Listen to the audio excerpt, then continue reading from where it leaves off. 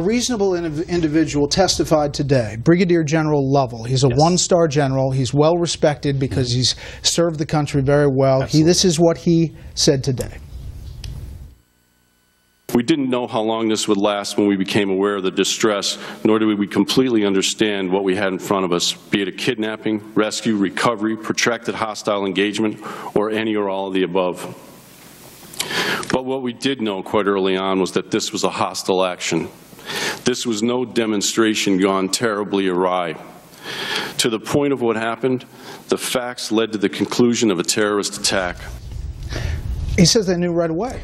Yeah, well, as I said earlier, this notion that a peaceful protest erupted and turned into something else was wrong. And we got that wrong, the intelligence community got that wrong, and that's been corrected. Here's a guy who was watching real-time monitoring. He's the head of intelligence for AFRICOM. Sure. He is watching real-time, sending this up the chain. He says this. If you think you can divine the motives of an attacker via a drone feed, I think that's a bit of a stretch. Now, what I'd say is... people on the ground testified that they knew where the ambassador was, that they were very military in their precision. I remember... It was not guys that were coming to protest. They had mortars and heavy weapons. Brett, a couple of things. One, I was in the Situation Room that night. Okay, and we didn't know where the ambassador was definitively. In fact, was the president in the Situation Room? No, and the fact that your network at one time reported that he watched video feed of the attack as it was ongoing is part of what I think has been let me get to the bottom of inaccurate. Where was the president? In the White House. Let me finish my initial statement. Okay, the notion that we could,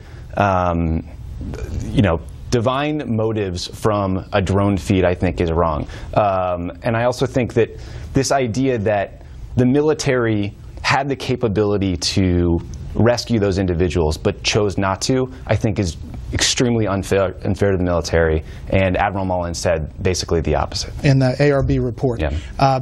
Where was the president? In the White House. He wasn't in the Situation Room.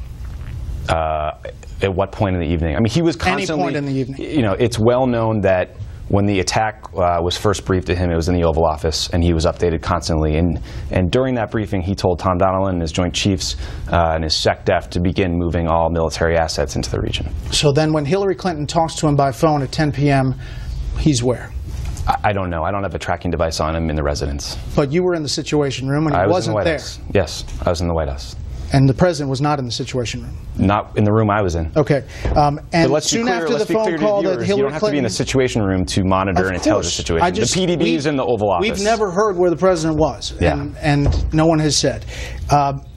Hillary Clinton calls the president at 10 p.m., and then soon after that, we get this statement blaming the video. And do you know, again, where that came from? Same answer as a minute ago. I do not know what the specific language for the State Department statement came from.